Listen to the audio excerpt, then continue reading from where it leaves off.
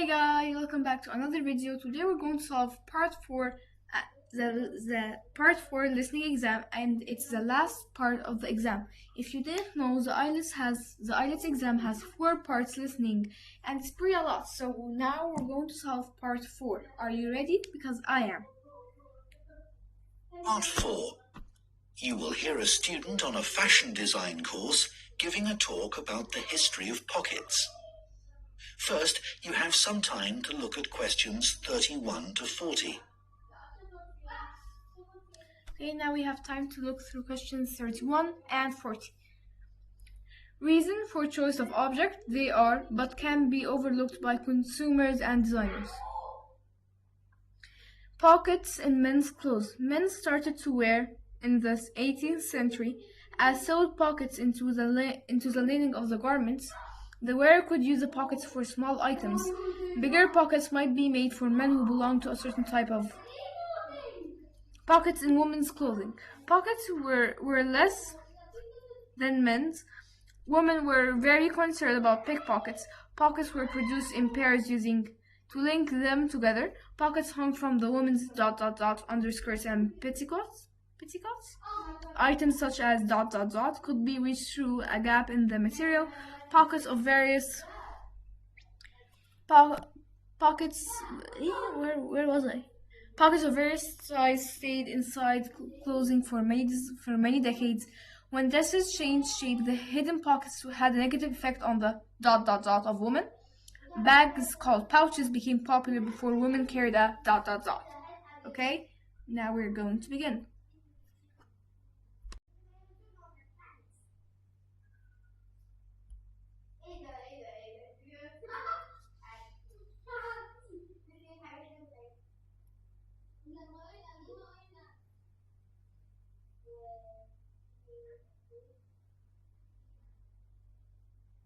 Now, we've been asked to choose an aspect of European. Answer questions 31 to 40. Good morning. Now, we've been asked to choose an aspect of European clothing or fashion and to talk about its development over time. I decided to focus on a rather small area of clothing, and that's pockets. I chose pockets for 2 reasons, really. We all have them in jeans, jackets, coats, for example. And even though we often carry bags or briefcases as well, nothing is quite as convenient as being able to pop your phone or credit card into your pocket. Yet, I suspect that other than that, people don't really think about pockets too much, and they're rather overlooked as a fashion item. It's certainly very interesting to go back in time and see how pockets developed for men and women. In the 18th century, fashions were quite different from the way they are now, and pockets were too. If we think about male fashion first, that was the time when suits became popular. Trousers were knee-length only and referred to as breeches. The waistcoats were short and the jackets were long. But all 3 garments were lined with material, and pockets were sewn into this cloth by whichever tailor the customer used. The wearer could then carry small objects such as pencils or coins on their person and reach them through a gap in the lining. Coat pockets became increasingly decorative on the outside for men who wanted to look stylish, but they were often larger but plainer if the wearer was someone with a profession who needed to carry medical instruments, a doctor or physician, for example.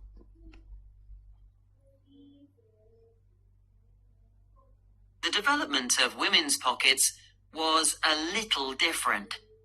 For one thing, they weren't nearly as visible or as easy to reach as men's.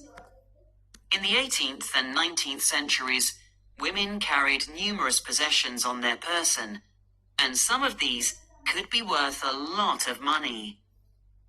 Women were more vulnerable to theft, and wealthy women, in particular, worried constantly about pickpockets.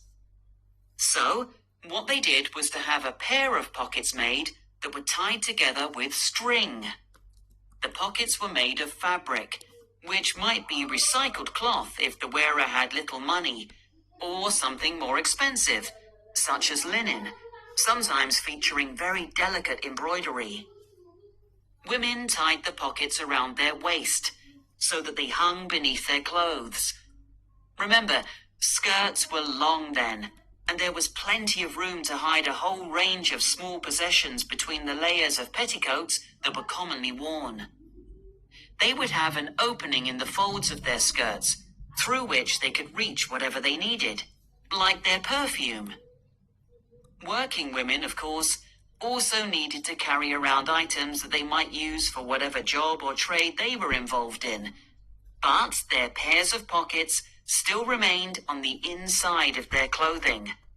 They just got bigger or longer, sometimes reaching down to their knees.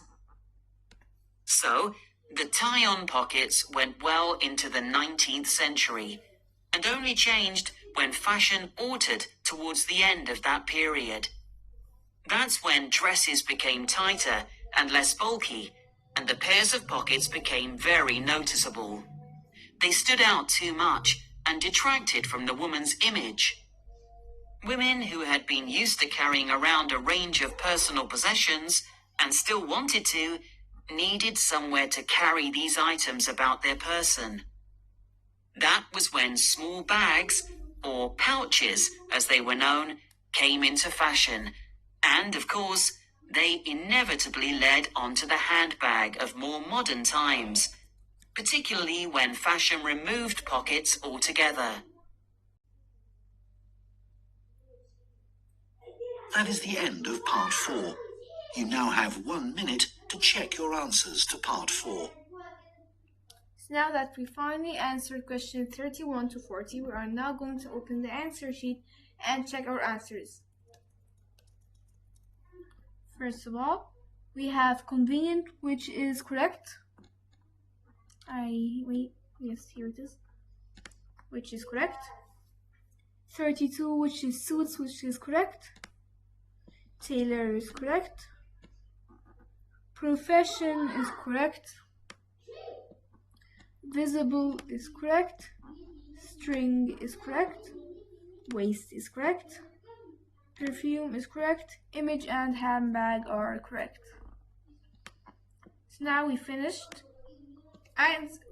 checking our answers, and they turned out to be correct.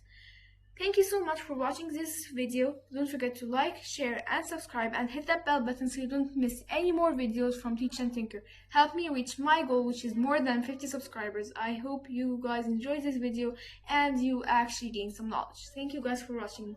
Don't forget to share, like, and subscribe. I think I said it wrong, but who cares? Bye guys!